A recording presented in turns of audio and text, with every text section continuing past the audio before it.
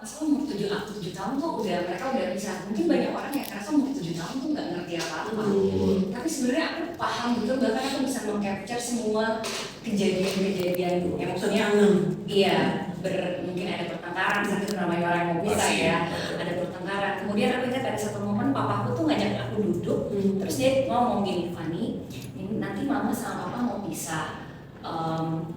Nanti ini tempat buat Fanny, dia lagi ngomongin soal warisan.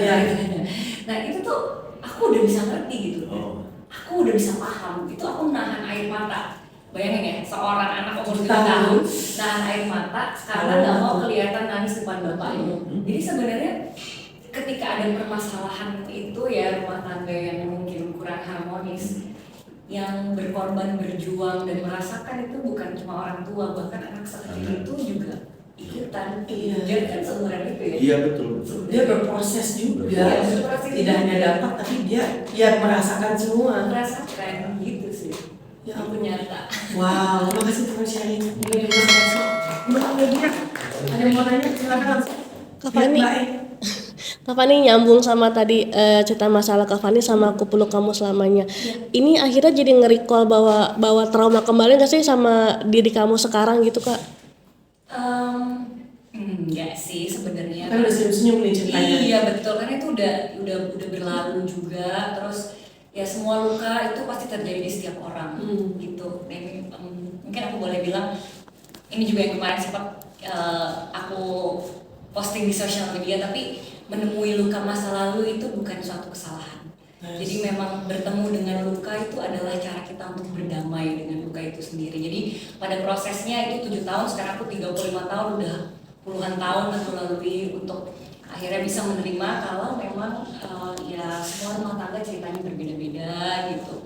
Tapi dengan itu pun juga akhirnya aku melihat bagaimana ibu aku khususnya ya berjuang, berkorban dan berusaha untuk kita berdua bisa hidup layak lah, gitu sih sebenarnya. Nggak ada trauma. Tambahan boleh dikit Kak Bubu? Tambahan dikit. Boleh film kan? Iya, sudah cara semua dari proses damai itu kayak gimana sih Kak? Step-stepnya. Mungkin apa ya? Aku tuh suka punya waktu sama diri sendiri gitu loh Kak. Aku suka banyak merefleksikan kayak apa yang terjadi dalam hidup aku, apakah ada keputusan yang salah aku ambil, apakah ada perasaan-perasaan yang perlu aku selesaikan, apakah ada yang belum aku ikhlaskan dalam hidup gitu. Karena sebenarnya menurutku di dalam kita berproses hidup tuh yang paling penting kan ikhlas ya. Karena kita nggak bisa luput dari salah, orang lain juga pasti pernah melakukan kesalahan sama kita, itu juga di luar kehendak dan kendali kita. Jadi caranya adalah dengan banyak waktu sama diri sendiri, merefleksikan semua apa yang terjadi dalam hidup dan mengikhlaskan gitu.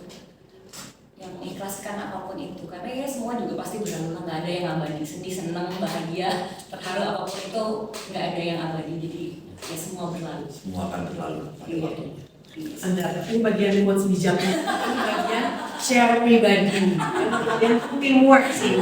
Ya. Biar nanti tuh quotes-nya baik bilang ya. Yang wah ini ya. Gak bisa tetap marah atau lagi. Tapi itu bagus, maksudnya gini, at the end of the day kita tidak akan bisa berdamai dengan sekeliling kita. Kalau kita sendiri tidak berdamai dengan diri kita, makanya untungnya di kamu sering banyak waktu me time sehingga proses merangkul diri kamu sendiri itu lebih cepat.